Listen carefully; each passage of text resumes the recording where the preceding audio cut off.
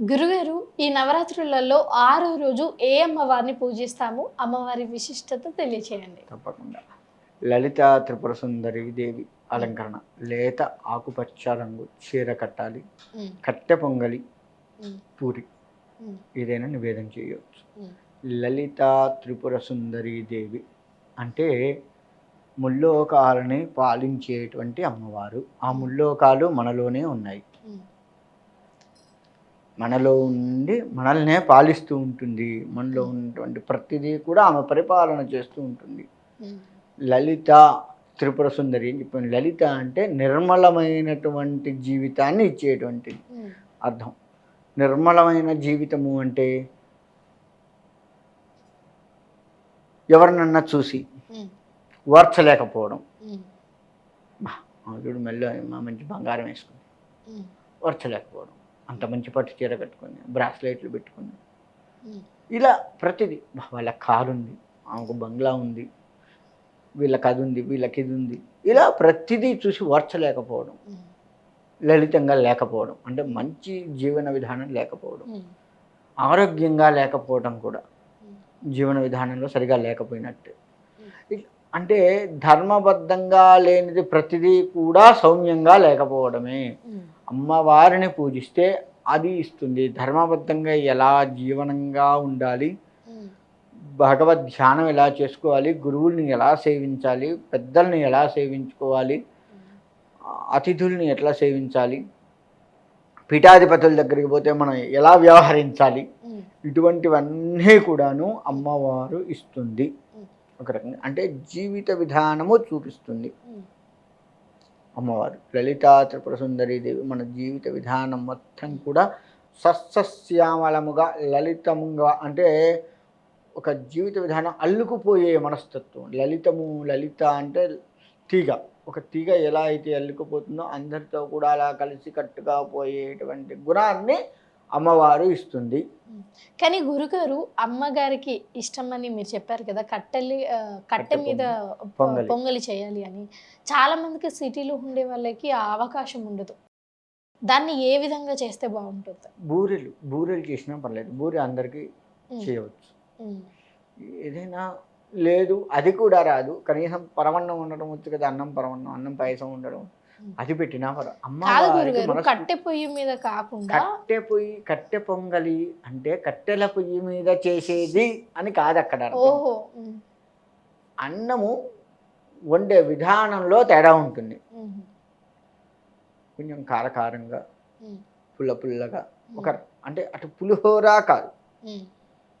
ఇటు అన్నము కాదు, హ్మ్. అట్లని స్వీట్ కాదు. హ్మ్. ఒక రకమైన టేస్ట్ తగులుతుంది. హ్మ్. రుచిలో చిన్న మార్పు ఉంటుంది. హ్మ్. అంతేగాని కట్ల పొయ్యి పెట్టాలి, చెయ్యాలి ఇది కాదు. హ్మ్. కట్టె పొంగలి అంటే ఆ పదార్థం పేరు అది. హ్మ్.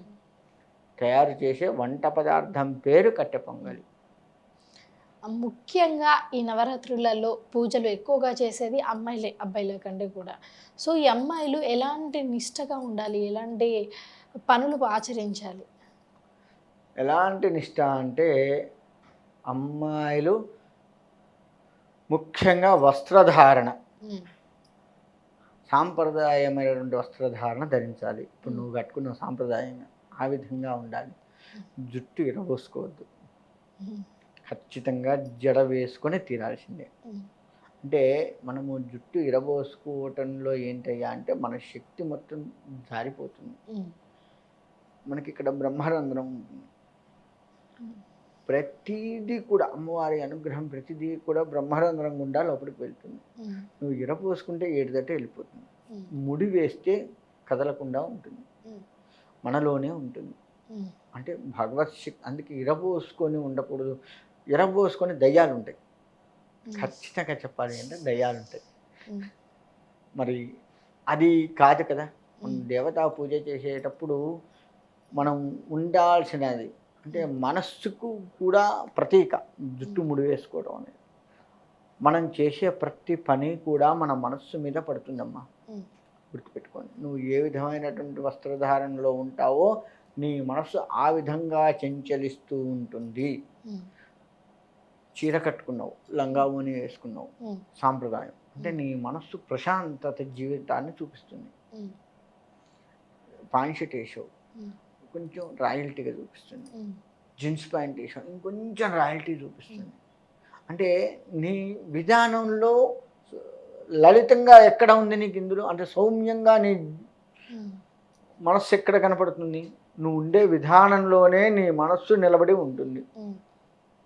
ఏది చెయ్యవలనన్నా మన మనస్సు నిలబడి ఉండాలంటే ఆడవారైనా మగవారైనా ఎవరైనా సరే సాంప్రదాయ దుస్తులు తప్పనిసరి. అందుకే చెప్పేది, మనము చూడంగానే ఎంత పద్ధతిగా ఉన్నారా అనుకుంటారు.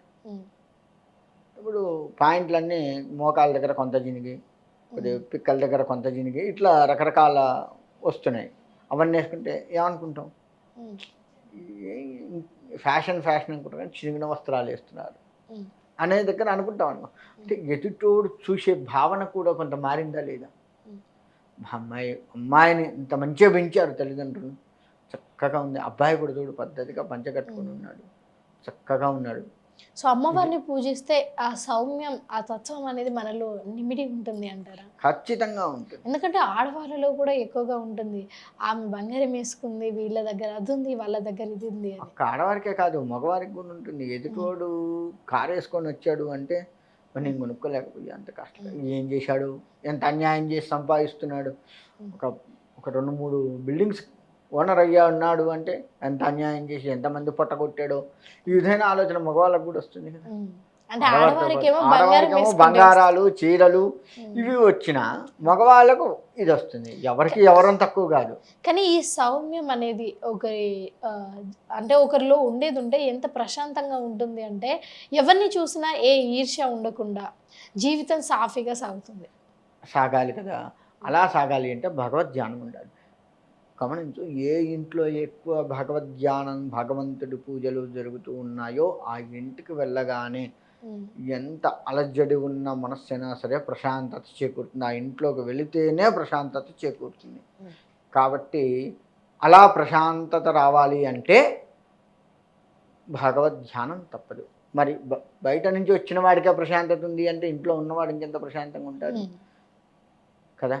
అందుకని భగవద్ ధ్యానం చేస్తూ ఉంటే ఖచ్చితంగా మనకి ప్రశాంతత, మన ఇంటికి వచ్చిన వారికి ప్రశాంతతనిచ్చి ఆ పుణ్యాన్ని కూడా మనమే మూటగట్టుకున్న వాళ్ళం అవుతాం. గురుగారు ధన్యవాదాలు. మా సందేహాలన్నింటినీ కూడా నివృత్తి చేశారు. మంచిదమ్మా.